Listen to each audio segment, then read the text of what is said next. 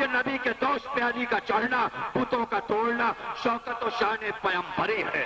یہ غدیر کے میدان میں ہاتھوں پہ علی کو بلند کرنا، من کنت مولا ہو فہذا، یہ شوکت و شان پیمبری۔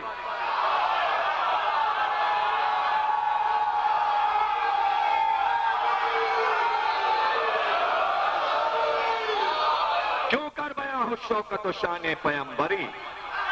عاجز ہیں یہاں فرزد کو حسان و حمیری، عاجز ہیں یہاں فرزد کو حسان و حمیری۔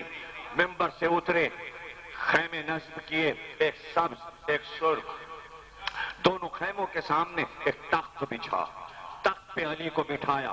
اب یہ امامہ میں آج اس لیے پہن کے آیا تاکہ میں بچوں کو سمجھا سکوں۔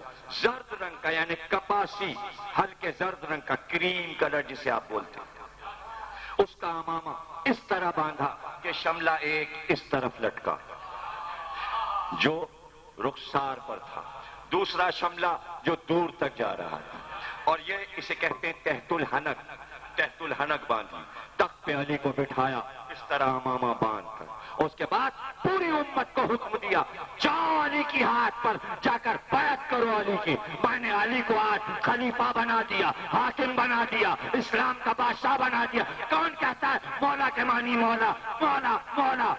صاف صاف کہا کہ حاکم ہے، ولی ہے، خلیفہ ہے، بادشاہ ہے، قیامت تک رہے گا، مانو یا نہ مانو۔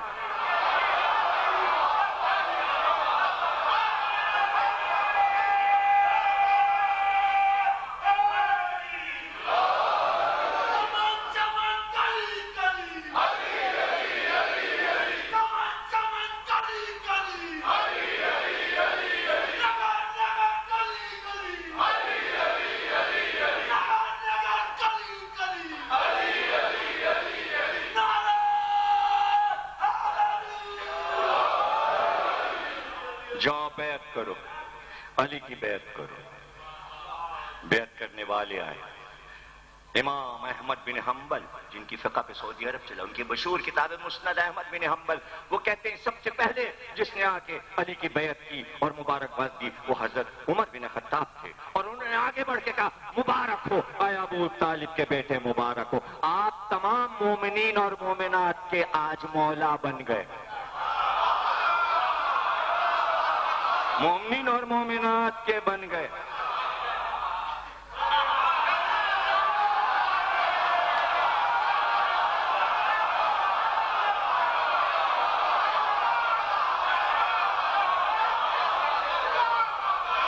مبارک ہو، مبارک مبارک ہو، مبارک۔ اور پھر سب نے آگے بڑھ کے پچھلے سال کے عشرے میں جامع سپتین میں پڑھ چکا، بیعت کی شان پڑھ چکا کہ کس طرح علی کی بیعت ہوئی، پورا غدیر پڑھ چکا، عشرہ چھپنے والا ہے، لکھنؤ سے تیار ہے بالکل، وہ پڑھیں گے آپ۔ سن تو آ چکے، سی ڈی آپ کے پاس موجود ہیں پچھلے سال کے عشرے کی، اس میں میں نے بتایا، پوری فہرست بتائی کس کے بعد کون آیا، اس میں موجود ہے، جو میں پڑھ چکا ہوں، سی ڈی میں موجود ہے کہ کتنے لوگوں کو لے لے کے ایک ایک سردار آ رہا ہے اور علی کی بیعت۔ اور بالکل اس کے سامنے جو خیمہ ہے اس میں دونوں شہزادے، دیکھیں ممبر سے اترے، علی کو تخت پہ بٹھایا، بتایا غدیر میں کہ تخت بھی علی کا ہے، ممبر بھی علی کا ہے، تخت بھی علی کا، ممبر بھی علی کا، حسن اور حسین دونوں شہزادے۔ جب علی کی بیعت ہو چکے تو رسول اللہ نے کہا اب جا کے دونوں بچوں کی بیعت کرو۔ غدیر صرف علی کی بیعت نہیں ہے، یعنی تین مولا بنائے گئے، علی، حسن اور حسین، اس لیے ہمارا ہر امام مولا، مولا حسن بھی، مولا حسین۔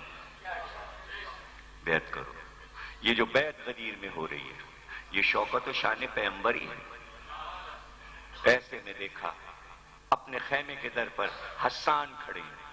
اب دوسرا مصرع یاد ہے نا آپ کو، کیوں کر بیاں ہو شوکت و شان پیم، عاجزیاں فرض رکھو حسان، حسان بن ثابت انصاری، صحابی رسول اور حضور کے پہلے نعت گو شاعر، ابو طالب کے بعد پہلے نعت گو ابو طالب، سیکنڈ حسان بن ثابت۔ کھڑے ہوئے لوگوں نے کہا اتنا مبارک سما ہے، دربار ہو رہا ہے، ولی کا دربار ہے، نبی کا دربار، تم نے آج کوئی قصیدہ نہیں کہا۔ کہ میں کیا قصیدہ کہوں، اب جو بولے تو وہ قصیدہ تھا، یعنی دیر سے جو چپ تھے تو انتظار تھا کوئی چھیڑے تو میں جو بولوں وہ شعر بنتے چلے جائیں. تو شعر پڑھتے چلے گئے 65 سے اوپر شعر پڑھ ڈالے. اس کی کیا مدح کروں جو بدر میں اکیلے فاتح تھا.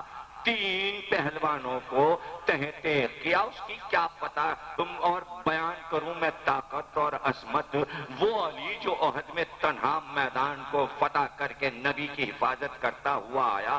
میں اس کی کیا مدح کروں جو خندق کے میدان میں کل کفر کے مقابل کل ایمان بنا ہوا تھا. میں اس کی کیا مدح کروں جس نے خیبر کے در کو اکھاڑ لیا, قلعہ خیبر کو فتح کیا. میں اس کی کیا مدح کروں کہ جس نے رکوع میں زکوٰۃ میں وہ انگوٹھی دے دی جو سلیمان کے ملک کے برابر تھی. میں اس کی کیا مدح کروں جس کے لیے آئے تطہیر آئی. میں اس کی کیا مدح کروں جس کے لیے جنت کے کھانے آئے. میں اس کی کیا مدح کروں جس کے دروازے پہ سخی کے دروازے پہ سائل کبھی واپس نہیں گیا, جو آیا اور ہاتھ پھیلائے تو کچھ لے کر گیا. میں اس کی کیا مدح کروں کہ آج وہ امت کا امام بن گیا, ولی بن گیا.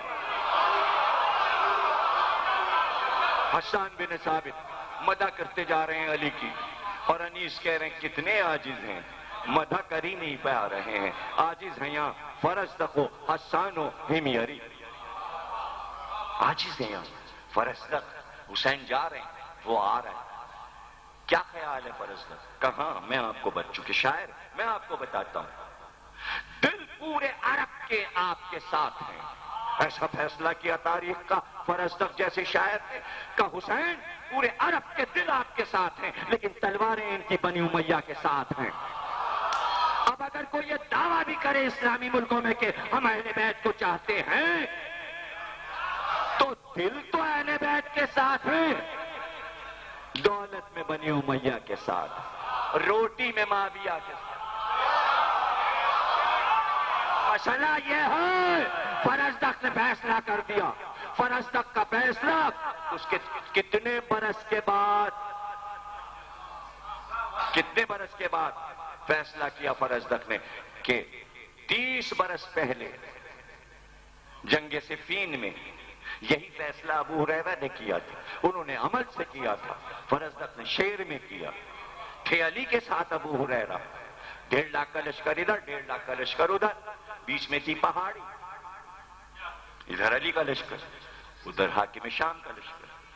اور جب علی نماز پڑھنے لگتے, نماز کا وقت آتا, تو ابو ہریرہ پہاڑی سے اترتے ہوئے چلے آ رہے تھے, آ کے جماعت میں کھڑے ہو گئے. اور جب علی کا دسترخوان بچھے کھانا شروع, ابو ہریرہ غائب. ایک دن لوگوں نے پوچھا کھانے کے وقت تو غائب ہو جاتے ہو, دسترخوان پہ علی کے ساتھ نہیں ہوتے, اور جب نماز ہو رہی ہوتی تو تم کھڑے نماز پڑھا تھا. تو کہا بھائی میں کیا کروں, نماز کا مزہ علی کے ساتھ ہے, کھانے کا مزہ معاویہ کے ساتھ. تو بھائی دل چاہتے ہیں کہ علی کے ساتھ رہیں, عبادتوں میں سب علی کے ساتھ ہیں. نماز وہی والی پڑھ رہے ہیں, چاہے وہ بندھی ہوئی ہو چاہے کھلی ہو, ہے علی کی نماز. کسی نے علی کی نماز کو باندھ کے رکھا ہے, کسی نے کھول کے رکھا ہے. کھول کے جس نے رکھا ہے اسے خطرہ نہیں کہ بھاگ جائے گی, باندھنے والے نے بھاگ نہ جا. علی کی نماز بھاگتی نہیں ہے, نماز ایک ہی ہے, نماز ایک ہی. تو فرزدق نے فیصلہ کر دیا اور فیصلے کے لیے تیار بیٹھا ہوا. بعد کربلا بنی امیہ کا دور آ گیا, اور حشام خلیفہ وقت ہے عرب کا اور ایران کا, اور حج کرنے کے لیے آیا ہوا ہے, اور بلند پہاڑی ابو قبیس پر بیٹھا ہوا ہے. اور ایک بار مجمع دیکھتا ہے حج کا, حاجیوں کا مجمع. کہتا ہے ہم بادشاہ ہیں, یہ سب حجر اسود چوم رہے ہیں. وہ ذرا سے کہا ساتھ اب ہم جائیں گے حجر اسود چومنے. چلا ذرا سا اس کی آنکھیں جو تھیں اینچا تانا تھی, یعنی کہیں پہ نگاہیں کہیں پہ نشانہ. اب کیسے سمجھاؤں میں, مطلب اصل لفظ میں ممبر پہ کیسے استعمال کروں, سمجھ گئے نا. تو وہ تھا معاملہ اس کے ساتھ. عربی میں کہتے ہیں احول, احول عربی میں بتا دیا میں نے. اردو میں کیا کہتے ہیں یہ تو آپ جانتے ہیں, ہمیں کیا پتا. احول یہاں کی تیسری. چلا اب بھائی آگے بڑھا, وہ سمجھے کہ ہم بادشاہ وقت ہیں, مجمع ہٹ جائے گا. وہاں کس کو ہوش کا ایسا بادشاہ وقت کونیا مارمور کے حبشیوں نے پیچھے کر دیا. اچھا اس کا رنگ بھی حبشیوں سے بہت ملتا تھا. وہ سمجھے ہمارے ملک یوگنڈا سے آیا ہے, ہم سے آگے بڑھنا چاہ رہے ہیں. یا پھر سمجھے ہوں گے یہ آذربائیجان کا, ہم یوگنڈا کے ہم آگے جائیں. تو دھکا مارا, 3-4 بار آگے بڑھا, دھکا پڑا, پیچھے آ گیا. اور غصے میں آ کے پھر جو اپنی بیٹھک تھی وہاں بیٹھ گیا. دیکھ رہا ہے مجمع کہ ٹوٹا پڑا, حجر اسود پہ ٹوٹا پڑا ہے, ٹوٹا پڑا. اور اس زمانے میں فرزدق اس کا درباری شاعر ہے, اس کے ساتھ رہتا ہے, وظیفہ دیتا ہے. فرزدق بھی ساتھ ہے شام کے, وہیں پر بیٹھا ہوا ہے. فرزدق بھی دیکھ رہا ہے یہ منظر کہ یہ جانا چاہتا ہے مگر حجر اسود کو چھو نہیں سکتا, وہاں تک جا نہیں سکتا. مجمع ایسے میں باب علی سے, زمزم کی طرف سے, صدر دروازے سے ایک جوان, پیشانی چاند جیسی, چہرے پہ نور کا حالہ, کالا امامہ, کالی ابا, لامبے قد کا جوان, کمر کسی ہوئی. اب جو وہ داخل ہوا ننگے پیر اور آگے بڑھا حجر اسود کی طرف, تو مجمع کائی کی طرف ہٹنے لگا, راستہ بننے لگا. بیچ میں ایک راستہ سا بن گیا اور اس راستے سے چلتا ہوا وہ جوان حجر اسود پر جب پہنچا تو ایک ہاتھ بھی حجر اسود پہ نہیں تھا. آگے بڑھ کے اس جوان نے حجر اسود کو چوما اور چوم کے اسی شان سے واپس چلا. جیسے ہی وہ واپس چلا, حشام نے کہا یہ کون ہے, یہ کون ہے جس کو عربوں نے راستہ دے دیا؟ ہم بادشاہ وقت ہیں اور ہم کو یہ عوام راستہ نہیں دے رہے تھے. یہ کون ہے؟ ابھی اس نے کہا تھا کہ یہ کون ہے, پہلو میں فرزدق نے آواز دی, تو نہیں پہچانتا یہ کون ہے؟ تو نہیں پہچانتا یہ کون ہے؟ تیرے نہ پہچاننے سے کیا ہوتا ہے؟ اگر تو ناش کو پہچانے تو کیا ہے؟ 165 شعر قصیدے کے کہنا شروع کیے. یہ وہ ہے کہ جسے دنیا جانتی ہے, اس کو عرش الہی پہچانتا ہے, اسے مکے کا ذرہ ذرہ جانتا ہے. یہ زمزم کا بیٹا ہے, یہ صفا کا بیٹا ہے, یہ مروا کا بیٹا ہے, یہ کعبے کا بیٹا ہے, یہ عراق کا بیٹا ہے, یہ آفات کا بیٹا ہے, یہ مشعر الحرام کا بیٹا ہے, یہ رسول کا بیٹا ہے, یہ فاطمہ کا لال ہے, یہ علی کا لخت جگر ہے, یہ حسین کا بیٹا سید سجاد ہے.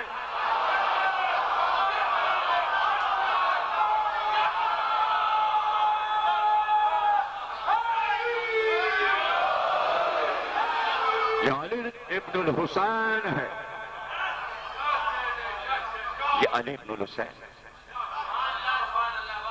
یہ مینا کا بیٹا ہے, یہ صاحب معراج قاب قوسین و ادنیٰ کا بیٹا ہے. تو نے اس کو پہچانتا.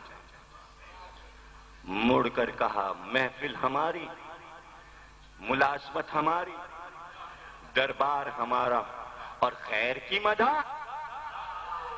فرزدق نے کہا خیر کی مدح نہیں, یہی تو اس گھر کا اہل ہے, خیر تو تو ہے. بھائی سمجھو, خیر وہ نہیں, خیر تو ہے. گھر اس کو بلاتا ہے جو اہل ہوتا ہے, غیر کو جگہ نہیں ملتی اس گھر میں. بھائی لفظ غیر کو سمجھو تو میں آگے بڑھوں. فرزدق نے کہا غیر وہ نہیں, غیر تو ہے. کہاں سے لفظ اٹھا لیا فرزدق نے, اسی کا لفظ اس کے منہ پہ مار دیا, غیر المغضوب علیہم ولا الضالین. غیر کا راستہ نہ دکھا, غیر کے راستے سے بچا. اور انیس نے بھرے دربار میں آواز دی, غیر کی مدح کروں شہ کا سناخواہ ہو کر, مجھ نہیں اپنی ہوا کھوں سلیماں ہو کر. غیر کی مدح کروں شہ کا سناخواہ ہو کر. غیر المغضوب, آپ تو آپ ہیں جو غیر کے سگے ہیں, ان سے کہیے غیر کی مدح تو کر دیا کرو. کبھی غیر کا قصیدہ تو لکھ دو کہ غیر پہ کیا لکھیں، غیر کے پاس کچھ تھا ہی نہیں. جس میں کچھ ہوتا ہے اس پہ لکھا جاتا ہے. فرزدق نے لکھا کہ کائیں جلاد اور حداد سب کو بلاؤ، پہنا دو فرزدق کو بھاری بیڑیاں، زنجیروں میں جکڑ دو، ڈال دو اس کو قید خانے میں. قید ہو گئے. شام بن عبد الملک کے کہنے سے قید میں ڈال دیا گیا، قید میں بھیج دیا گیا، قید میں.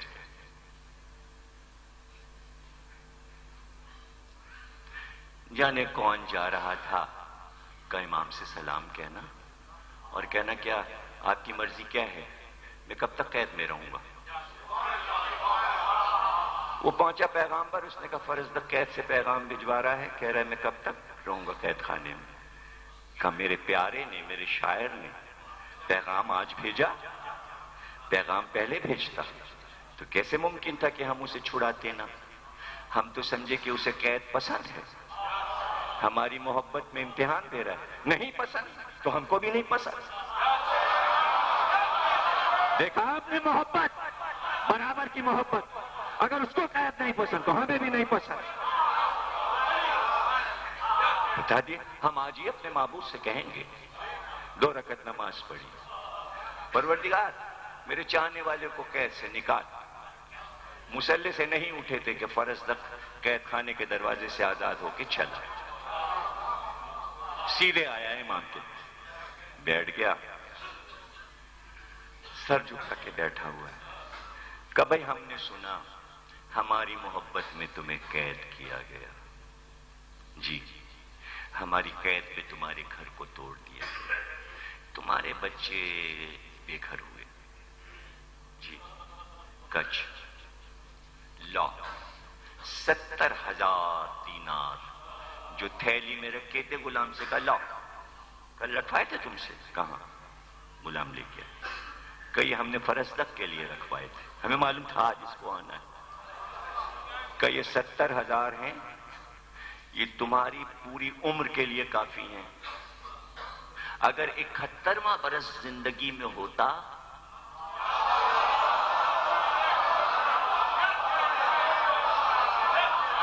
پوری عمر کو دیکھ کر عطا کرتے ہیں. مانگ کے تو دیکھیے، مرتے مرتے فقیر نہیں ہونے دیتے چاہنے والوں. تو ایسے مت دا. اور انیس کہہ رہے ہیں عاجز ہیں یہاں فرزدق حسان ہمیری، امیر ترین شاعر، اتنی اس کے پاس دولت. اسماعیل ہمیری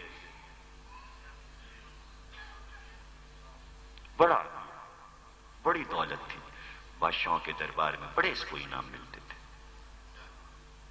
4 بیٹیاں تھیں. جیسا حافظہ اس کا ویسی 4 بیٹیوں کا حافظہ. اور ہر بیٹی کو 2 لاکھ شعر یاد کرائے تھے مولا علی کی مدح میں. 2 لاکھ اسے، 2 لاکھ اسے، 2 لاکھ اسے، 2 لاکھ اسے. اور جو 2 لاکھ اس کے پاس ہیں وہ اس کے پاس تھے، اور جو اس کے پاس ہیں 2 لاکھ وہ اس کے پاس تھے، اور جو 2 لاکھ اس کے پاس ہیں وہ اس کے پاس تھے. اور جب کہتا کہ ہاں بھائی مدح علی سناؤ تو ایک بیٹی سے سننے لگتا، وہ سنانے لگتی. پھر کہتا دوسری بیٹی سے تم سناؤ مدح علی، حافظے میں ہے اس کے. اور اتنے شعر مدح علی کے کہہ کے پھر بھی کہتے تھے ابھی تک علی کی مدح نہیں کر سکتے، ابھی تک مدح نہیں کر سکے ہم علی. بادشاہ بلاتا ہے، انعام دیتا ہے. خلت ایک قیمتی چیز ہوتی تھی، لاکھوں روپے کا لباس، چاندی سونے کے تاروں سے بنا ہوا خلت، سونے کی سپر، سونے کی تلوار، گھوڑا سجا ہوا زیورات کے ساتھ. انعام لیا، لے کے دربار سے نکلے. کہ بھئی آج انعام ہمیں ملا ہے بادشاہ وقت کے یہاں سے. ہمیری کہہ رہے ہیں، اسماعیل ہمیری کہہ رہے ہیں، یہ سونے کی تلوار، یہ سونے کی سپر، یہ زر و جواہر، یہ سجا ہوا گھوڑا، یہ خلت، یہ سب ہم دے دیں گے. اس کو دے دیں گے جو ہم کو یہ بتائے کہ ہم نے زندگی میں جتنی شعر مولا علی پہ کہے ہیں اس میں کون سی ایک فضیلت ایسی ہے جو چھوٹ گئی رہ گئی ہے؟ جو مجھے بتائے گا کہ تمہارا شعر اس فضیلت کے بارے میں نہیں ہے تو میں اس کو یہ انعام دے دوں گا۔ اب لوگ یاد کر رہے ہیں، جو شعر یاد آتا ہے، نہیں علی کی اس فضیلت پہ بھی ہمیری کا شعر ہے، نہیں علی کی یہ فضیلت، ہاں اس پہ بھی شعر ہے، ہاں اس پہ بھی شعر ہے، ہاں اس پہ بھی شعر، اور وہ آگے بڑھتے جاتے ہیں چیلنج کرتے ہوئے، ہاں بھائی یہ لے لو، لیکن آؤ آ کے بتاؤ کہ میں نے کون سی فضیلت علی کی چھوڑی ہے جس پہ میں نے شعر نہیں کہا، جس کی میں نے تعریف نہیں کی۔ ایک آدمی دوڑتا ہوا آیا، اس نے کہا کہ میں تجھے بتاتا ہوں، جتنے شعر تو نے کہے ہیں ہمیری مولا علی کی شان میں، ایک فضیلت تو چھوڑ گیا اور تو نے نظم نہیں کی۔ کا فضیلت بتا، اور یہ سب لے جا، بلکہ پہلے لے لے، فضیلت بعد میں بتانا، یہ لے۔ میں تو عاجز ہوں اسے کہ تب میں کہاں سے نکالوں اس دولت کو علی کی راہ میں، لیکن فضیلت تو بتا۔ کا کیا ہے فضیلت؟ اس نے کہا ایک بار علی لڑائی پہ جا رہے تھے، جنگ پہ جا رہے تھے، تیار ہو رہے تھے اور فوجی لباس پہن چکے تھے، بس پیروں میں نالینیں پہننا باقی تھی، موزے سامنے رکھے ہوئے تھے، تو مولا علی نے ایک پیر میں موزہ پہنا، جنگی موزہ پہنا، ابھی دوسرا ہاتھ میں لے کے پہننے جا رہے تھے کہ اوپر سے باز اڑتا ہوا آیا اور اپنے پنجے سے مولا علی کے ہاتھ سے وہ موزہ چھین کے اڑ گیا اوپر، اور خوب اوپر اڑ کے وہاں سے اس نے موزے کو پھینکا۔ اب جو موزہ پھینکا تو اس میں سے نکلا ایک سانپ، اور وہ سانپ نیچے گرنے لگا۔ مولا علی اس باز کو دیکھنے لگے اور اس سانپ کو دیکھنے لگے۔ یہ والی فضیلت تو نے نظم نہیں کی۔ کہنا اس میں فضیلت کہاں نکل رہی؟ اس میں فضیلت کہاں نکل رہی ہے؟ کیا تو نے غور نہیں کیا؟ یہ عرب، یہ قبیلے علی کو پہچان نہ سکے، علی کی معرفت نہ حاصل کر سکے، حالانکہ علی پس پردہ دیکھ سکتے ہیں، علم غیب رکھتے ہیں، لیکن وہ باز جو آسمان پہ اڑ رہا تھا اسے علی سے اتنی محبت ہے کہ اس کو یہ معلوم ہے کہ موزے میں سانپ بیٹھ چکا ہے، وہ نہیں چاہتا کہ وہ موزہ علی کے پیر میں جائے، حالانکہ اس باز کو یہ معلوم ہے کہ یہ جھولے میں سانپ کو دو ٹکڑے کر چکا ہے، اور علی کو علم امامت سے معلوم ہے کہ سانپ ہے، لیکن باز یہ چاہتا ہے کہ یہ نجس چیز علی کے پیر سے مس۔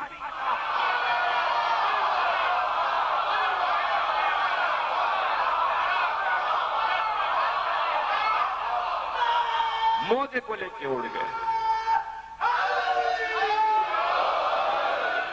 کاچا بھائی اس پہ میں نے شعر کہا، یہ میرے اشعار میں کمی تھی، یہ لے میں نے شعر کہا، یہ تلوار لے جا، یہ گھوڑا، یہ زر و جواہر، یہ خلعت سب تیرے لیے، علی کی راہ میں دے دیا۔ تو جو لوگ کہتے ہیں کہ صاحب وہ جو ذکر کرتے ہیں وہ علی کی راہ میں مانگتے ہیں ہم اتنا لیں گے، آپ کو نہیں پتا، لیتے ہیں آپ سے، دیتے ہیں کہیں اور۔ اب سب کے بارے میں میں گارنٹی نہیں لے سکتا، ہمیری کے بارے میں تو تاریخ میں موجود ہے کہ ہم کو نہیں چاہیے کہ ہم علی کی مدح کر کے دولتیں سمیٹیں، ہم تو مانگ اس لیے رہے ہیں تاکہ ہم لٹا کے بتائیں کہ مدح صرف شعر نہیں لٹا رہا بلکہ اپنی دولت بھی علی پر سے صدقے کرتا جا رہا۔ تو جو اتنی مدح کر کے اتنے شعر کہہ کر اعلان کر رہا ہے کہ مجھے فضیلت بتاؤ، تو انیس کہہ رہے ہیں طاقت یہ کس میں ہے جو لکھے زور حیدری، عاجزیاں فرزدق و حسان و ہمیری۔ تین شاعر ہو گئے نا، سن لیا نا تین کا حال آپ نے، فرزدق، حسان، ہمیری۔ چوتھا کون بچا؟ کمید۔ یہ کون ہے؟ یہ باد کربلا کا شاعر، اور اس نے جو طے کیا کہ کربلا پہ، واقعات کربلا پہ لکھنا ہے، تو اس کا کلام ہاشمیات کے نام سے عرب میں مشہور ہے۔ یہ عرب کا سب سے بڑا شاعر قرار پایا، اور اس لیے بڑا قرار پایا کہ اس نے پوری جنگ لڑوائی اپنی شاعری کے ذریعے بنی عباس اور بنی امیہ، اور جس جگہ یہ نکل جاتا اور کربلا کا حال پڑھ کے کہتا کیا بیٹھے ہو بے شرمو، اٹھو ان بنی امیہ کو مارو، تو فوراً حملہ ہوتا اور امیہ کی قبریں اکھاڑ اکھاڑ کر ان کی ہڈیاں جلا دی جاتی. ایک بنی امیہ کو نہیں چھوڑا گیا. جہاں کونے میں جہاں بھی چھپے تھے نکال کے عباسیوں نے مارا, صرف اس کی شاعری کی وجہ سے. اور شبلی نعمانی نے لکھا ہے کہ اس کے ہاشمیات یعنی اس کے مرثیوں نے عرب میں آگ لگا دی, اور ایسی آگ بھڑکی جنگ کی کہ کمیت لڑاتا پھرتا تھا. اور اس وقت جبکہ بنی امیہ کہہ رہے تھے اس کو شعر مت پڑھنے دو, اگر یہ شعر پڑھے گا جذبات کو ابھارے گا, بنی امیہ کے خلاف بغاوت ہو جائے گی, تو اس کو نکال دو شہر سے, کمیت کو یہاں سے نکال دو, اس کو شعر نہیں پڑھنے دو. اس نے کہا نکال کے دکھاؤ, میری زبان بندی کر کے دکھاؤ, میں تو گاؤں گاؤں جاؤں گا, گلی گلی میں پڑھوں گا, شہروں میں پڑھوں گا, شاہراہ پہ پڑھوں گا, اکیلے پڑھوں گا, جسے سننا ہو پیچھے پیچھے آئے. تو اتنا اچھا لہن تھا, اتنی اچھی شاعری تھی, جدھر پڑھتا ہوا نکلتا آواز گونجنے لگتی, پیچھے لوگ چلنے لگتے. ان کو اس کی پرواہ نہیں ہے کہ یہ ہم دشمن ہیں حسین کے, یہ حسین کے شعر پڑھ رہا. اس کے گلے میں اتنا اثر تھا کہ دشمن پیچھے جلوس بنا کے چلتے. شعر سننے ہیں کمیت کے, بس اپنی طرف سب کو کرتا چلا جاتا, حسین کا محب بناتا چلا جاتا. پڑھتے پڑھتے بغداد سے چلا, جا کے مدینے میں دم لیا, اور مرثیہ پڑھتا راستے بھر جلوس بناتا ہوا, ہزاروں کا مجمع ساتھ ساتھ, یہاں تک کہ مدینے میں داخل ہوا.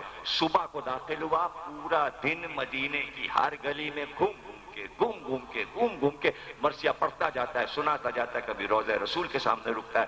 اب جب پڑھتے پڑھتے محلے بنی ہاشم میں داخل ہوا تو گھروں کے دروازے کھلنے لگے, آواز گونجنے لگی. ہاشمی بچے, سادات کے بچے باہر نکلے, ہمارے جد کا مدعا آیا ہے. چھوٹے چھوٹے بچے دوڑ کے چلے اور کہا کمیت ہم بھی سنیں گے, ٹھہر کے پڑھو, ہم تمہارے ساتھ چلیں گے, ہم تمہارے پیچھے پیچھے چڑھیں گے.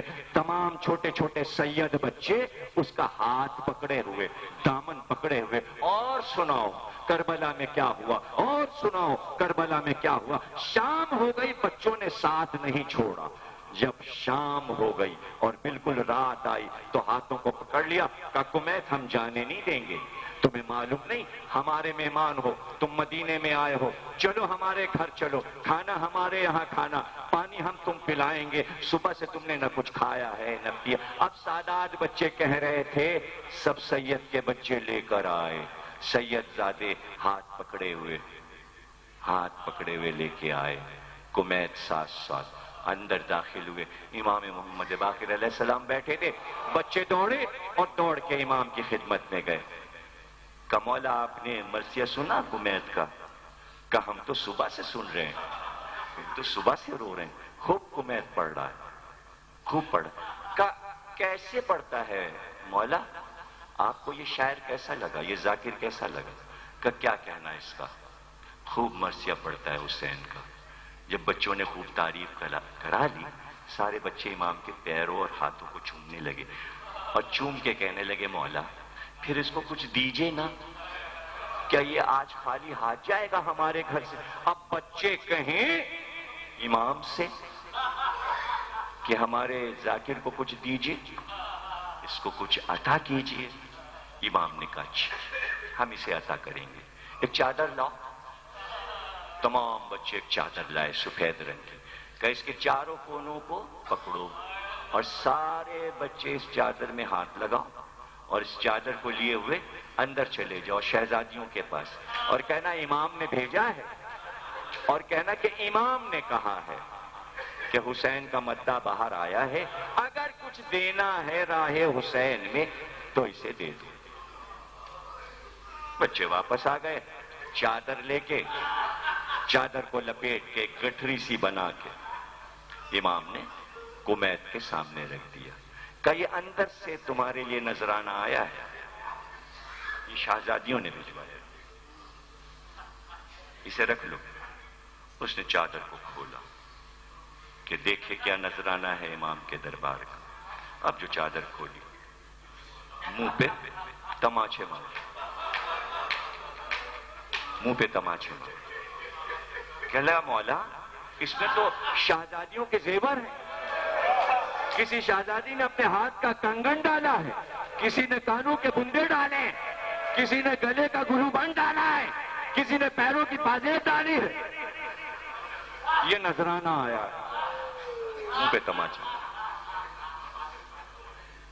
مولا ہم نے مدح اس لیے نہیں کی کہ ہم شہزادیوں کے زیور نذرانے میں لے جائیں، ہم یہ نہیں لے جائیں گے۔ کنیز آئی، اس نے کہا شہزادیاں یہ کہتی ہیں کہ ہمارے مداح سے کہہ دو ہم راہ خدا میں جو دے دیتے ہیں پھر واپس نہیں لیتے، لے جاؤ، یہ لے جاؤ، یہ بہت کم ہے جو ہمارے پاس تھا، ہم نے نظر حسین کیا۔ آپ نے دیکھا کتنا بڑا شاعر ہے کہ اسے شہزادیاں نظر دے رہی ہیں۔ کیا ہے عوام کی نظر شاعر کے لیے؟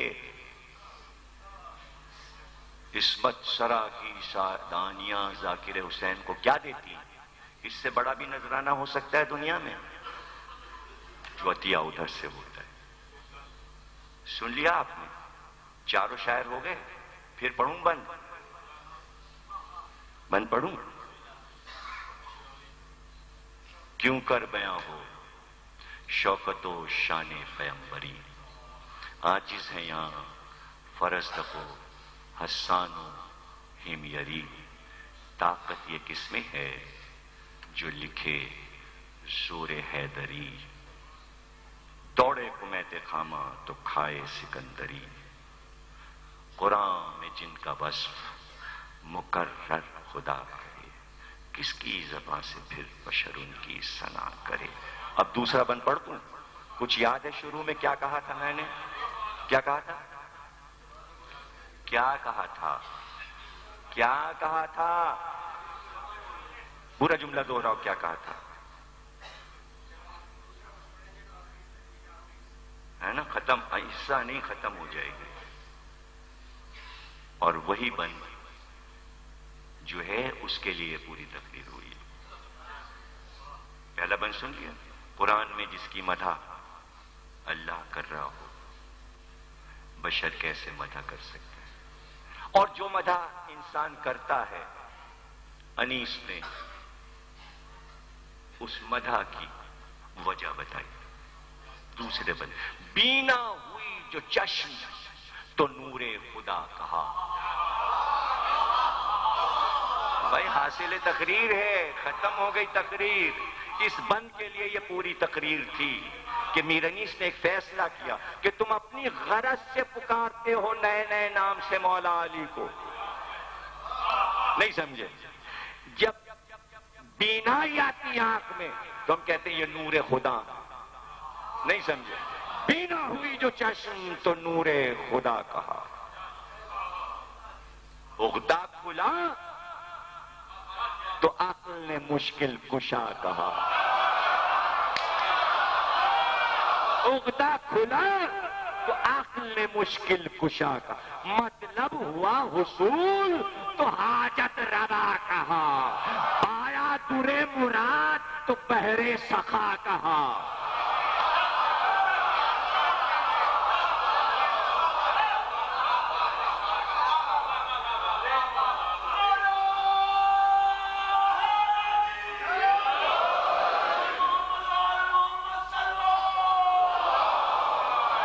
یہ کیا بات ہے؟ یہ کیا تعریف ہے؟ کیا تعریف ہے؟ پھر پڑھوں چاروں مصرے اور پھر پانچواں چھٹا مصرع پڑھ کے انیس کا ایک فیصلہ جو قیامت تک کا فیصلہ ہے اور عجیب و غریب فیصلہ ہے جس کے آگے کسی کی چلی نہیں سکتی ایسا فیصلہ کہ لاکھوں ہم نے تعریفیں کر دی علی کی مدح میں، یہ کہہ دیا، ایسی تقریر کر دی، ایسا نکتہ، ایسا شعر کہہ دیا، یہ قصیدہ لکھ دیا، یہ لکھ دیا، بینا ہوئی جو چشم تو نور خدا کہا، اور عقدہ کھلا تو عقل نے مشکل کشا کہا، مطلب ہوئے حصول تو حاجت روا کہا، اور پایا در مراد تو بحر سقا کہا۔ ہم خوش ہوئے کہ مدح کے دریا بہا دیے، ہم خوش ہوئے کہ مدح کے دریا بہا دیے، کیا بڑھ گیا جو بحر میں قطرے ملا دیے۔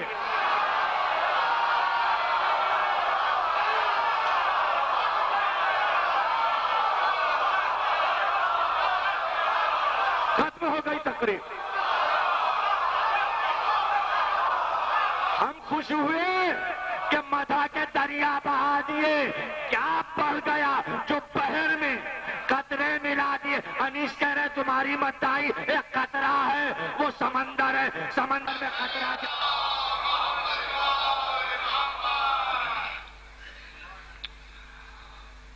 بسم اللہ الرحمن الرحیم۔ تمام تعریفیں اللہ کے لیے، درود اور سلام محمد اور آل محمد۔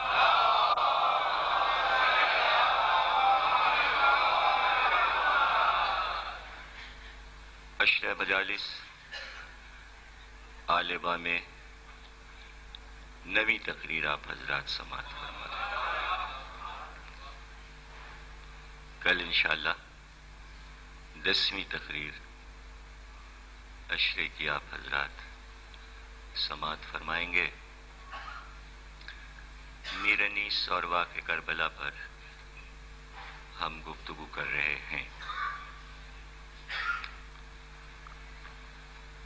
اور جیسا کہ گزشتہ تقریر میں میں نے کہا کہ آج کی اس تقریر میں خصوصی طور پر ذوالجناح کا ذکر ہوگا،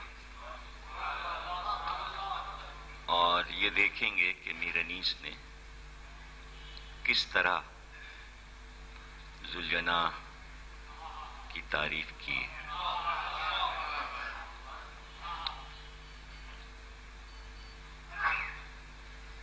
ادب میں اور مذہب میں میر انیس کی وجہ سے حیوانوں میں گھوڑے کو ایک عظمت مل گئی اور شاعری کا موضوع بن گیا۔ شاعری میں ظاہر ہے کہ ضروری ہوتا ہے کہ اثاثہ بیان کرنے کے لیے بہت سا ہو، لفظ ہوں، واقعات ہوں، صفات ہوں۔ گھوڑا ایک جانور، حیوان جیسے اور بہت سے حیوان ہیں۔ عرب میں گھوڑے کی بہت اہمیت تھی، لیکن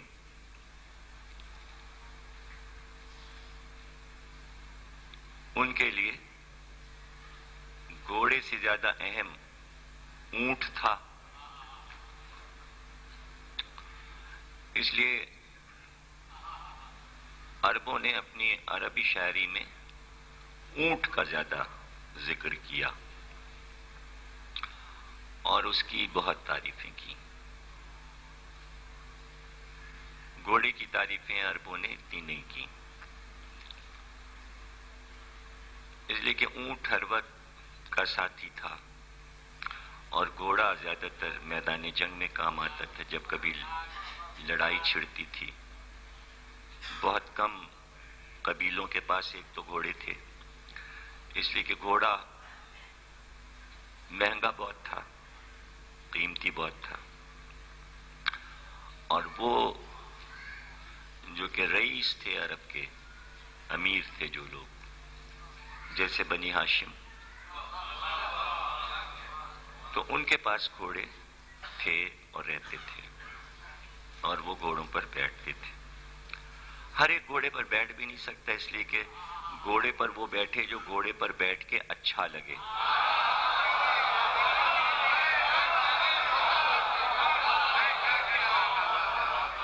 ورنہ اس کے لیے پھر اونٹ ہی صحیح ہے۔ تو وہاں عربی شاعری پیچھے رہ گئی، انیس اس معاملے میں سب سے آگے چلے گئے۔ اچھا، اس زمانے میں ہر قوم، ہر ملک کے لیے گھوڑا بہت اہم تھا۔ جتنے بھی ملک تھے سب کے یہاں گھوڑے استعمال ہوتے تھے، اور مصر میں، یونان میں، یورپ میں، ہندوستان کی قدیم تاریخ میں بادشاہوں کے تذکروں میں گھوڑا موجود ہے، اور اس دور کے ہر زبان کے شاعر نے گھوڑے کا ذکر بھی کیا ہے۔ لیکن وہ تعریف کرنا اور ہے، اس جانور کی نفسیات کو نہ پہنچ سکے، شہ سواری کے اصولوں کو نہ سمجھ سکے کہ گھوڑے پہ سوار ہونے کا طریقہ کیا ہے اور سوار کس طرح گھوڑے کو میدان میں لے کے آتا ہے، جسے اصطلاحاً شہ سواری کہتے ہیں، فارسی میں اردو میں شہ سواری کہتے ہیں۔ یہ ایک فن ہے، فنون سپاہگری میں شہ سواری ایک اہم فن ہے، اور اس کے لیے ضروری ہے کہ گھوڑے کی نفسیات، عادات، اطوار سے واقف ہو۔ انیس نے نامعلوم کہاں سے اور کیسے گھوڑے کی نفسیات کو سمجھ لیا تھا۔ اچھا، ان کے لیے کوئی ضروری بھی نہیں تھا کہ وہ گھوڑے کو اپنا موضوع بنائیں، انہیں تو امام حسین سے پیار ہے، اور چونکہ حسین سے جو بھی پیار کرے انیس کو وہ پیارا ہے، چاہے وہ گھوڑا ہی کیوں نہ ہو۔ اب اس کی تعریف کریں گے، وہ اس کی تعریف کریں گے، اور تمام کتابیں آپ پڑھ ڈالیں گے تو یہ تو سب مل جائے گا آپ کو کہ امام حسین کا گھوڑا کتنا پیارا ہے، امام حسین اسے کتنا چاہتے ہیں، وہ گھوڑا امام حسین سے کتنی محبت کرتا ہے، یہ سب مل جائے گا۔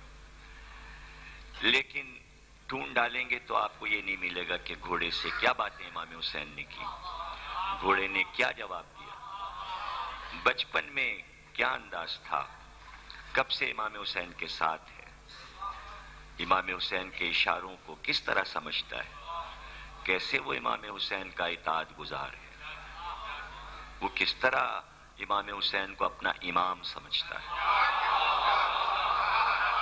تو اس شعبے میں انیس نے یہ سبق دیا انسانوں کو کہ ایک جانور بھی امام کا اتنا اطاعت گزار ہے، تم انسان ہو کر اپنے عہد کے امام کو نہ پہچان سکے۔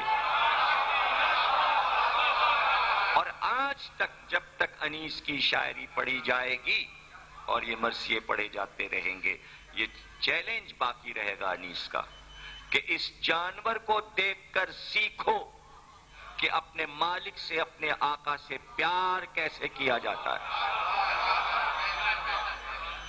اور اتنا وسیع کر دیا موضوع انیس نے ہر مرثیے میں گھوڑے کا ذکر کر کے کہ عزاداری کا ایک بہت بڑا حصہ بن گیا یہ حیوان، اور جیسے جیسے زمانہ ترقی کر رہا ہے، عزاداری بڑھ رہی ہے، تو اس میں ذوالجناح کی شبی کا اپنا ایک حصہ ہے، اور اس کے بے شمار واقعات ہیں، اور سمجھیے تو امام حسین کی عزاداری کے، امام حسین کے معجزات تو بہت ہیں، وہ الگ ہے، امام حسین کی عزاداری کے معجزات ہیں، وہ ہر وقت ہوتے رہتے ہیں، وہ ہر آن ہوتے رہتے ہیں، مجلس ہو، ذکر ہو، مرثیہ ہو۔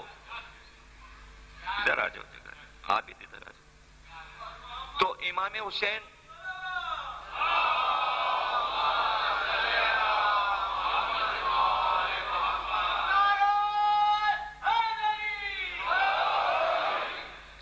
یہ عابد ہیں، عابد، یہ PIA میں، تو میں امریکہ جا رہا تھا تو سوچا تھا کوئی ایسا جاننے والا جہاز میں ملے کہ جو بار بار چائے پلائے، سردی ہو رہی ہے۔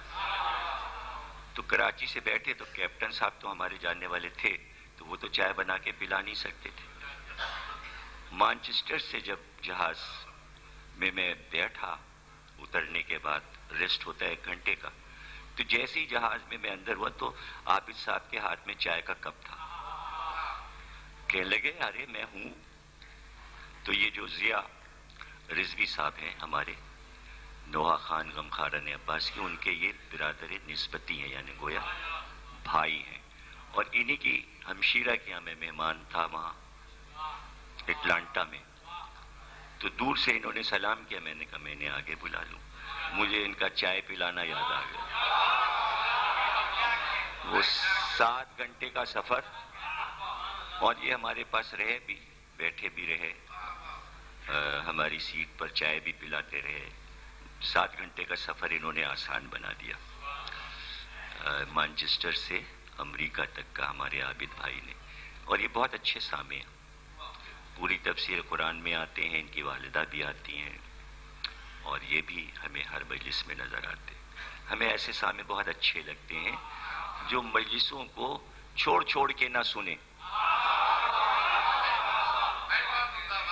بھائی پتن آج دوپہر میں کہہ رہے تھے کہ آپ کا عشرہ ایک کتاب ہے جسے سلسلے وار پڑھنے کی ضرورت ہے. پڑھنے سے مراد سلسلے وار سننے کی ضرورت ہے کہ ایک کے بعد ایک چیپٹر کھلتے ہیں. تو یہ آج 9ویں تقریر آ گئی، اور ہر سال اتفاق سے شب عاشور زیادہ تر میں ذوالجناح کا ذکر کرتا رہا ہوں عرصہ دراز سے. تو اب چونکہ پہلا یہاں نہیں پڑھا تھا تو 9ویں مجلس میں آپ سے یہ موضوع آ گیا. تو 12 کا نام آپ نے سنا ہوگا. 12 بستیاں ہیں، اس میں مظفر نگر ہے، جانسٹ ہے، ککرولی ہے، کیوال ہے. یہ بستیوں کے نام ہیں. تو مظفر نگر جو ہے وہ رئیسوں کی شان کا علاقہ ہے، حویلیوں کا. عزاداری، امام حسین، شیعت کے ڈنکے بج رہے ہیں وہاں. تو وہاں کے رئیس نے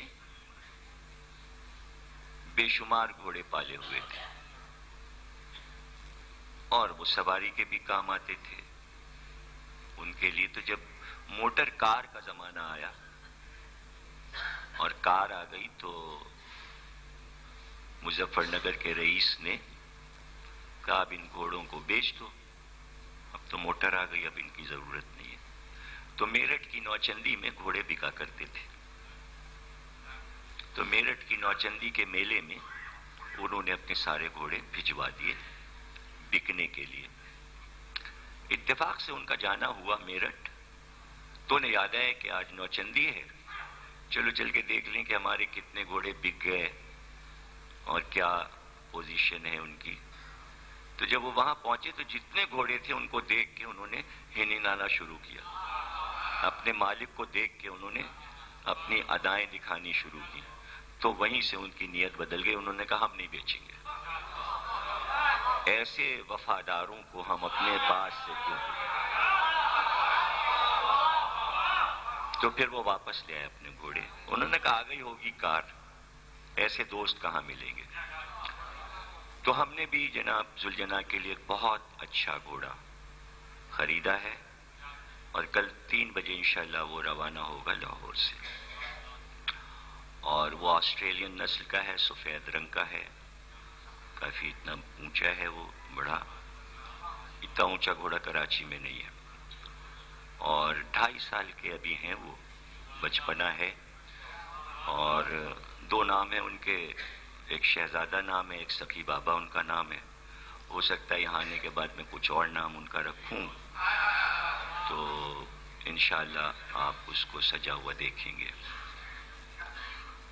تو وہ ہوا یہ کہ جب میں دیکھنے گیا تو وہ مجھے اس سے پہلے کوئی 10-15 سال پہلے اسی امام بارگاہ زینبیہ میں جہاں یہ ذوالجناح رہتے ہیں لاہور میں، تو اس سے پہلے 2 گھوڑے اور تھے. تو کوئی رات میں 2-2:30 بجے حسین بھائی بھی میرے ساتھ تھے، ماجد رضا بھی ساتھ میں تھے. تو جب میں ابھی دروازے میں داخل نہیں ہوا تھا تو وہ جو وہاں پر دیکھ ریکھ کے لیے موجود تھا تو اس نے وہاں دروازے سے پکارا دونوں گھوڑوں کو. ایک کا نام علی بابا تھا اس زمانے میں جو گھوڑا تھا لاہور میں، کہ علامہ صاحب آ رہے ہیں. وہ دونوں بیٹھے ہوئے تھے، ایک دم اٹھے جیسے کوئی سپاہی اٹھتا ہے. انہوں نے استقبال کیا. تو وہ گھوڑے ہی عجیب ہیں جو لاہور میں گھوڑے میں نے دیکھے.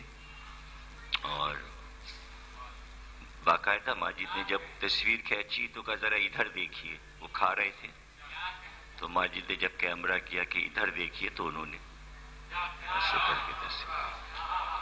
تو کل میں کہہ چکا کہ فرس نام ہے، یعنی فراست. فراست کا لفظ نکلا ہی گھوڑے کی وجہ سے، چونکہ اسے فرس کہتے ہیں. فرس سے لفظ بنا فراست. اب گھوڑے کا لفظ جو ہے وہ انسانوں کے لیے بھی بولا جاتا ہے کہ بھائی بہت فراست ہے ان میں، یہ عقل کی ایک قسم ہے اور جو گھوڑے سے ہی نکلی ہے.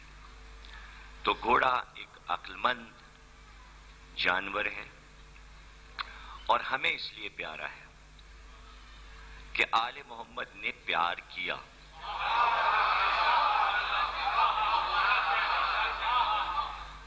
پیار کیا. اور آپ یہ دیکھیں کہ یہ عزاداری کا معجزہ نہیں ہے کہ وہ گھوڑے غیب میں ہیں آل محمد کے، انہیں کوئی نہیں دیکھ سکتا، لیکن اسی قوم کے تو یہ گھوڑے ہیں تو گھوڑے. لیکن ان کو جب منسوب کر دیا جاتا ہے اور کہہ دیا جاتا ہے کہ تو شبیہ ہے ان گھوڑوں کی جو ہمارے امام کے گھوڑے تھے، تو وہ اپنے آپ کو ان عادات میں ڈھال لیتا ہے.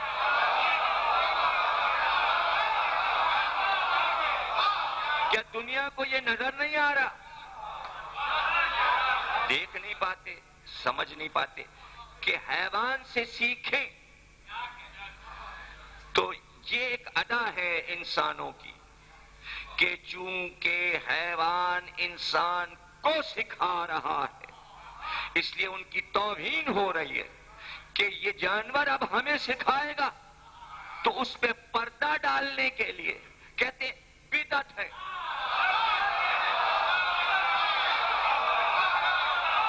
شرم آتی ہے، شرم آتی ہے کہ آج 1400 سال کے بعد، یار یہ مائک ٹھیک کرو، بہت گلا پکڑ رہا ہے آج، کیا چکر ہے اس میں، کیا ہو گیا؟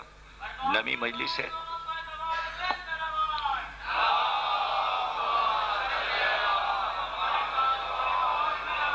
ڈاکٹر صاحب راضی نہیں تھے حامد کو بلانے کے لیے، یہ بتا دینا حامد کو. ڈاکٹر صاحب راضی نہیں تھے تو میں نے فون کیا لاہور سے کہ آپ حامد سے ہی کو لگوائیے. فراست اور حیوان کی فراست. تو جو عقل گھوڑے کے پاس ہے، یوں تو ہر جانور کو اللہ نے کوئی نہ کوئی حص دی ہے، لیکن گھوڑے میں کیا خصوصیت ہے؟ کیا خصوصیت ہے؟ اور جو انجیل میں اور آسمانی کتابوں میں، الہامی کتابوں میں ہے کہ جب ارادہ کیا اللہ نے کہ گھوڑے کو خلق کرے، تو اللہ نے ہوا کو آواز دی، وہ آئی اور اللہ نے اس کو مٹھی میں بند کر لیا اور پھر کہا ہو جا.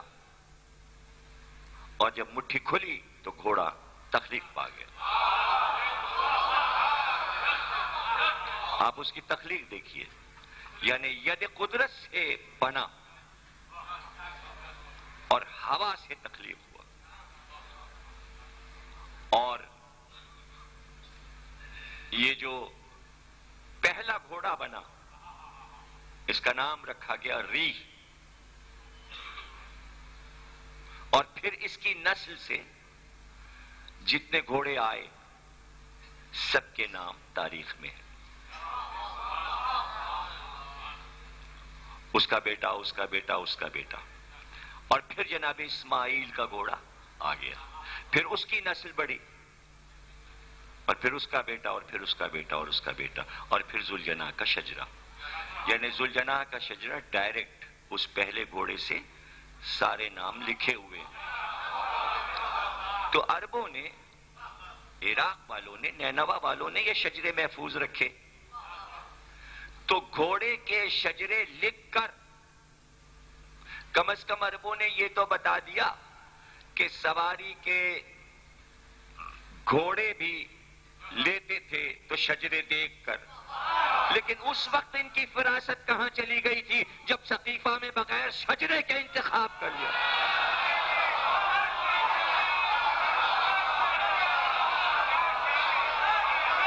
تب شجرہ کیوں نہیں دیکھا؟ اچھی بات کہ شجرہ اس لیے دیکھیں وفاداری کرے میدان جنگ سے فرار اختیار نہ کرے تو گھوڑے کا شجرہ دیکھ رہے ہیں آپ اور یہ نہیں دیکھ رہے ہیں کہ آگے کیا ہوگا. وہاں آپ کی عقل خبت کیوں ہو گئی تھی؟ یہ وجہ سمجھ میں نہیں آتی کہ فراست نے وہاں کیوں دم توڑ دیا، عقل وہاں خاموش کیوں ہو گئی. اور آج بھی یہ سوالیہ نشان ہے کہ کیوں نہیں دیکھا، کیوں نہیں سمجھا، کیوں نہیں پرکھا. جب شجرے والے لوگ موجود تھے تو غیر شجرے والوں کا انتخاب کیوں ہوا؟ یہ باتیں مسلمانوں کو سمجھانے والی ہیں اور اسی پہ پردہ ڈالنے کے لیے یہ نئے نئے پروپیگنڈے آتے ہیں. اجی یہ نسل وسل کچھ نہیں ہوتی، شجرہ وجرہ کچھ نہیں ہوتا. وہی کہے کہ شجرہ وجرہ کچھ نہیں ہوتا جس کا اپنا شجرہ نہ ہو. جس کے ہیں وہ کیوں نہ ذکر کریں، ذکر نہ کریں. تو یہاں تو ایک رابطہ ہے. فرش پہ یوں ہی آ کے نہیں بیٹھ گئے. اس بات پہ فخر ہے کہ جو کام ہم کر رہے ہیں، توجہ کیجئے گا، جو کام ہم کر رہے ہیں ہم نے کسی سے نہیں لیا، ہم نے اپنے باپ سے سیکھا ہے اور ہمارے باپ نے اپنے باپ سے سیکھا تھا، انہوں نے اپنے باپ سے سیکھا تھا. تو اس کام کو کوئی غلط کہہ ہی نہیں سکتا کہ جو 1400 سال سے پش سے ہو رہا ہو. کام وہ غلط ہوتے ہیں کہ کیے جاؤ اور یہ نہ پتا چلے باپ نے کیا تھا یا باپ تھا دیا.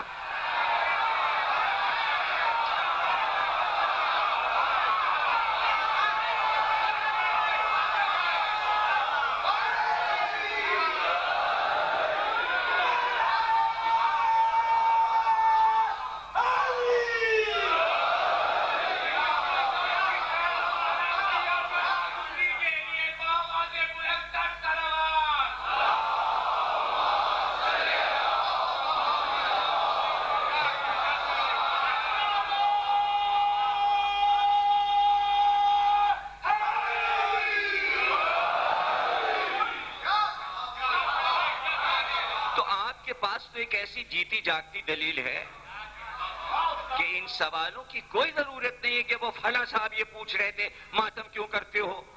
تیرے باپ کا اجارہ ہم نے اپنے باپ کو دیکھا اس لیے کرتے ہیں. تیرے باپ نے نہیں کیا ہوگا.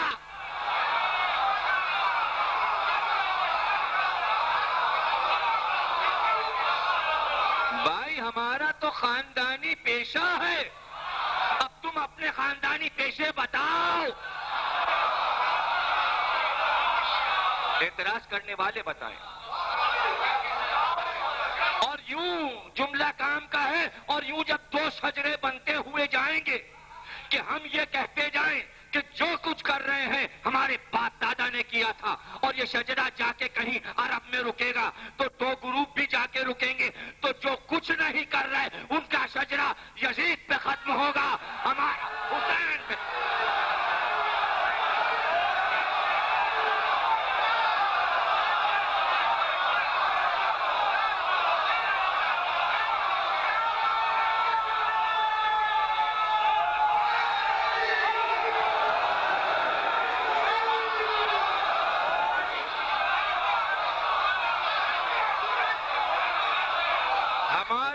ہمارے رہنماؤں نے کوئی ورثہ تو چھوڑا. ارے نہ ہو فدق، نہ ہو خلافت. خلافت اور فدق سے بڑی چیز چھوڑ گئے کہ جس کو ہم اب تک نہیں چھوڑ رہے.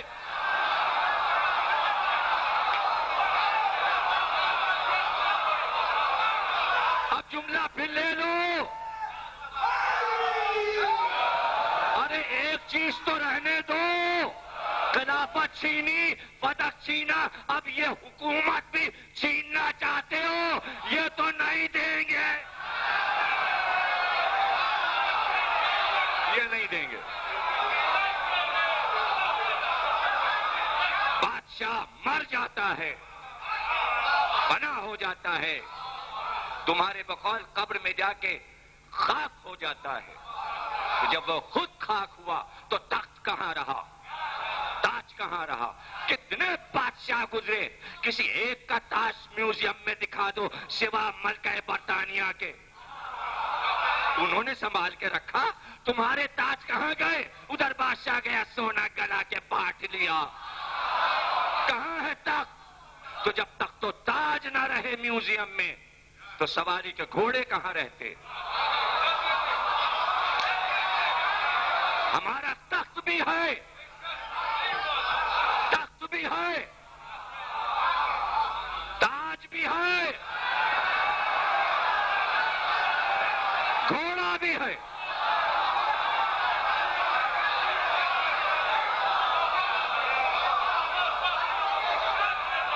میرے نسلے کا پانی دا ہوں وہ آج مجھے آج ملا, ذل علم صاحب معراج ملا. ممبر پہ نشست سر پہ حضرت کا علم, اب چاہیے کیا؟ تخت ملا, تاج ملا. اب چاہیے تخت ملا, تاج ملا.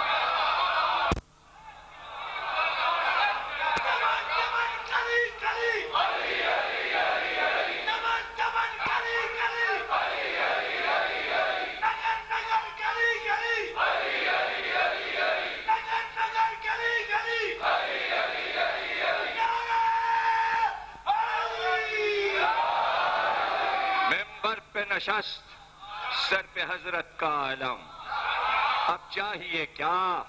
تخت ملا, تاج ملا.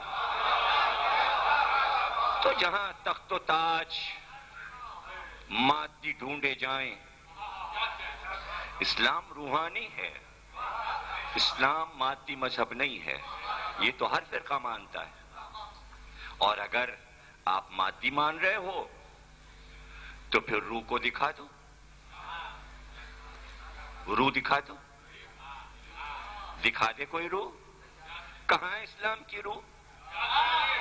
اسلام ایک جسم ضرور ہے تمہاری حکومتوں کی شکل میں, لیکن جسم ہے نا. ثابت کرو زندہ ہے یا مردہ. ارے ہم اگر آزاداری کی روح نہ پھونکیں تو پاکستان مردہ ہے. روح یہ ہے,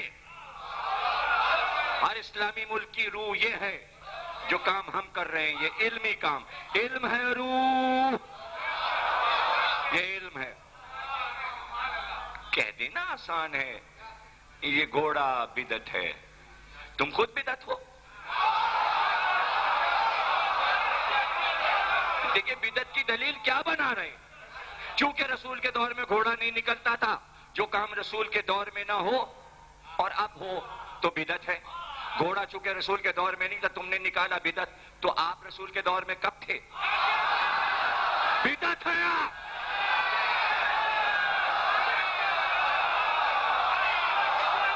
آپ کیوں آئے؟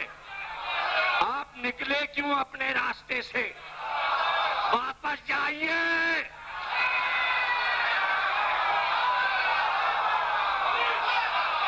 بدعت واپس جائے. مسئلہ یہ نہیں ہے جب دل چاہا کہہ دیا کہ رسول کے دور میں نہیں تھا, جب موڈ آیا کہہ دیا قرآن میں دکھائیے, اور جب دکھا دیا تو پھر مان لیجئے. والعادیات ضبحا فالموریات قدحا فالمغیرات صبحا. تیز دوڑتے ہوئے گھوڑوں کی مجھے قسم, بہت تیز دوڑتے ہوئے گھوڑوں کی قسم.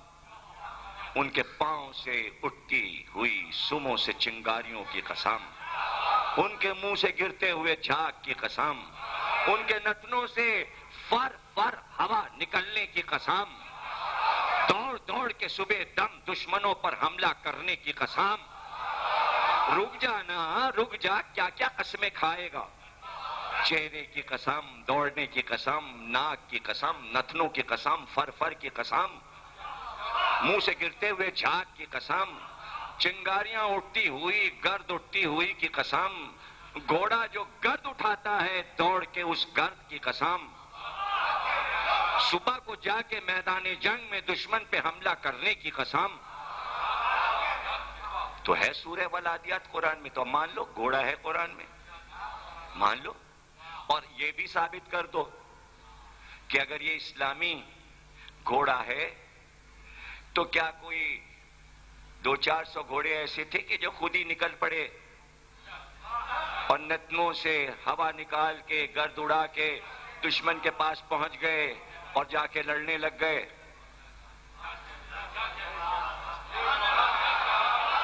کوئی ایسی بھی لڑائی ہوئی جس میں گھوڑے لڑے ہیں؟ گھوڑے چیٹے گئے؟ تو پھر یہ بھی ماننا پڑے گا کہ اللہ جن گھوڑوں کی قسم کھا رہا ہے وہ اکیلے دوڑ کے نہیں گئے تھے، ان گھوڑوں پہ کوئی بیٹھا ہوا تھا، ان گھوڑوں پر کوئی بیٹھا ہوا تھا، وہ گھوڑے دوڑا رہا تھا.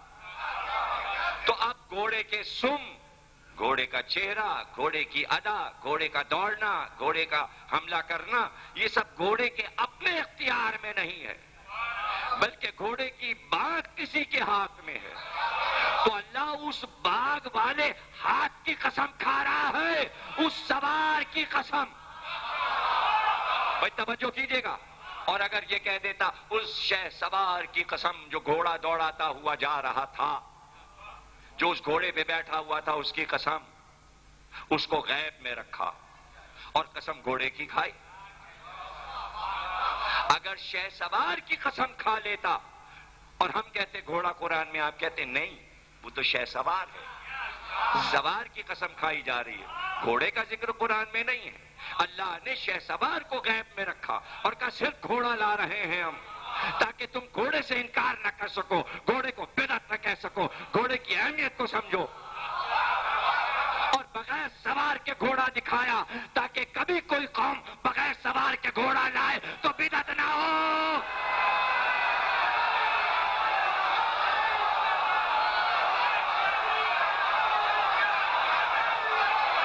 میری جان،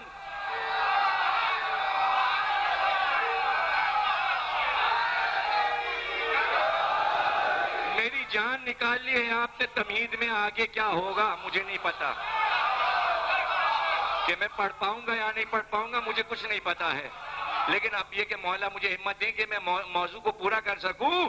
جملہ رہا جا رہا ہے، سوار کا ذکر نہیں کیا، سوار کو غیب میں رکھ کے دوڑتے ہوئے گھوڑے کو دکھایا، چلتے ہوئے گھوڑے کو دکھایا. کبھی اس کے سم دکھا رہا ہے، کبھی چہرہ دکھا رہا ہے، کبھی اس کی ادائیں دکھا رہا ہے، اور سوار کو غیب میں رکھا ہوا ہے. تو اب ہم سے نہ پوچھو، ہم تو گھوڑا لاتے ہیں، سوار کہاں ہے اللہ سے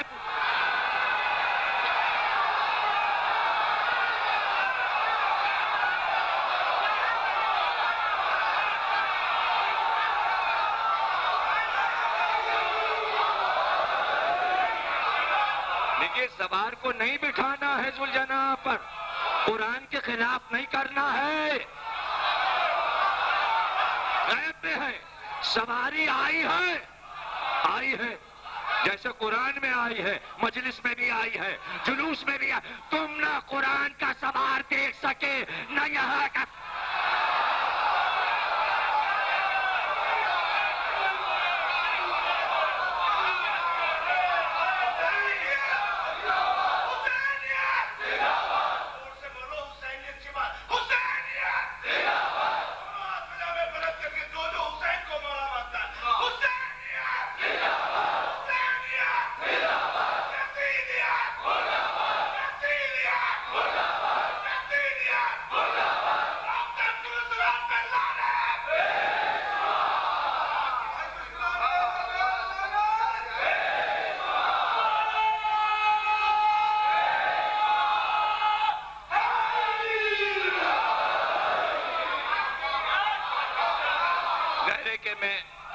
سب کچھ نہیں سنا سکتا، بہت طویل موضوع ہے، چند جھلکیاں دکھاتا ہوں. میر انیس نے اتنے گھوڑوں کے نام اور قسمیں بتائیں کہ بڑی سے بڑی کتاب بھی آپ کو وہ معلومات انسائکلوپیڈیا نہیں پہنچا سکتا. اور جتنے دا ہارس پہ جو کتابیں آئی ہیں انگلینڈ کی، امریکہ کی گھوڑے کے بارے میں جو انسائکلوپیڈیاز آئے ہیں، وہ بھی مجبور ہیں کہ وہ یہاں سے لیں یہیں سے میٹر لیں اور لے کے گھوڑے کے بارے میں لکھیں. تو ایک انگریز لکھتا ہے کہ یہ عربی النسل گھوڑے جو دنیا میں پھیل گئے. تو دی ہارس میں وہ لکھتا ہے کہ رسول اللہ کے پاس 1000 کے قریب گھوڑے تھے اور بہت پیار کرتے تھے. موضوع طویل ہو جائے گا. صحیح مسلم میں، صحیح بخاری میں یہ کہ حضور نے فرمایا کہ ہم نے اصحاب سے فرمایا ہم نے تمہاری دنیا سے کچھ نہیں لیا، صرف 3 چیزیں لی. 3 چیزیں مجھے عزیز ہیں اس دنیا سے: ایک عورت، ایک گھوڑا، ایک خوشبو. شادیاں کی، گھوڑے رکھے اور خوشبو. یہ 3 چیزیں حضور کو پسند تھی. کہ مادی دنیا سے 3 چیزیں لی بس، اور اس دنیا سے ہم نے کچھ نہیں لیا. سب کچھ ہمارا وہاں کا ہے. یہاں سے جو چیز پسند کی وہ یہ کہ عقد، گھوڑا اور خوشبو، یہ پسندیدہ چیزیں سرکار کی. تو گھوڑے بہت پسند تھے حضور کو. اور صبح کی نماز کے بعد مسجد سے نکل کے سیدھے استقبال جاتے تھے اور ایک ایک گھوڑے کو دیکھتے تھے اور اس کی پیشانیوں پہ ہاتھ پھیرتے تھے، گردن پہ ہاتھ پھیرتے تھے. عیال جو گھوڑے کے بال ہوتے ان پہ ہاتھ پھیرتے تھے، پشت پہ ہاتھ پھیرتے تھے اور بتا دیتے تھے اس کو کیا کھلایا جائے، اسے کیا دیا جائے، باہر لے جانا ہے، اسے میدان میں لے جاؤ، اس کو یہاں لے جاؤ. ساری ہدایات دے دیتے تھے. یعنی پیغمبر ماہر حیوانات تھے، مزاج سمجھتے تھے. اس لیے کہ گھوڑا بہت ضروری تھا. اتنے غزوات لڑنے تھے، لڑائیاں لڑنی تھی. اور اس زمانے میں آج کا ٹینک اور 1400 برس کا گھوڑا دونوں برابر. یہ ٹینک جو ہے گھوڑے کی جگہ آیا ہے. تو اب سوچئے کہ ٹینک کو دیکھ کے کتنا خوف محسوس ہوتا ہے جب وہ چلتا ہے. اس کا وزن دیکھیے، اور وہ اپنے سوار کو بچا رہا ہوتا ہے. ٹینک یعنی ٹینک پہ جو بیٹھا ہوا ہے تو محافظ ہے ٹینک اس کا، اس لیے کہ لوہے کا ہے، وہاں اس کے اوپر حملہ کیسے ہو سکتا ہے. تو یہ کام کبھی گھوڑا کر رہا ہوتا تھا کہ خود بھی لڑ رہا ہوتا تھا اور اپنے سوار کو بچا بھی رہا ہوتا تھا، اور بچا کے لاتا تھا. جبھی تو فاتح زندہ رہتا تھا.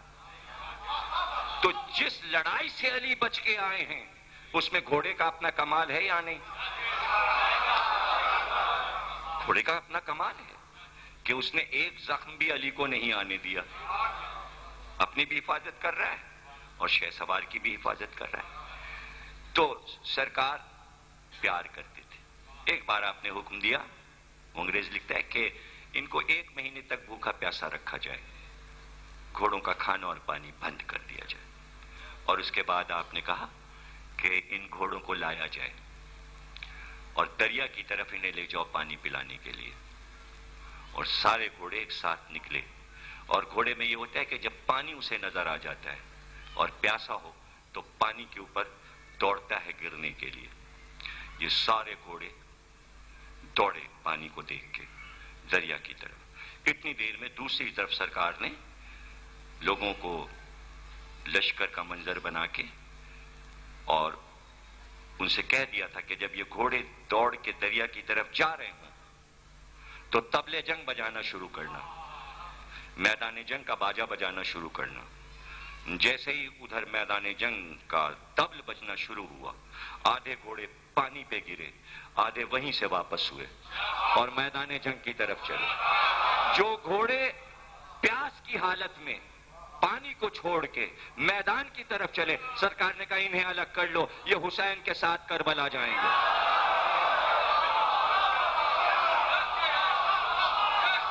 کربلا میں ایسے ہی نہیں 72 سواروں کے گھوڑے 3 دن بھوکے اور پیاسے رہے. ان کا امتحان لیا جا چکا تھا. تو سرکار اہل بیت میں جانوروں کا امتحان لے لیا جاتا ہے، تو انسان کیا ہے جو امتحان دے کے آئے وہی یہاں بیٹھتے ہیں. ہر ایک نہیں آ سکتا.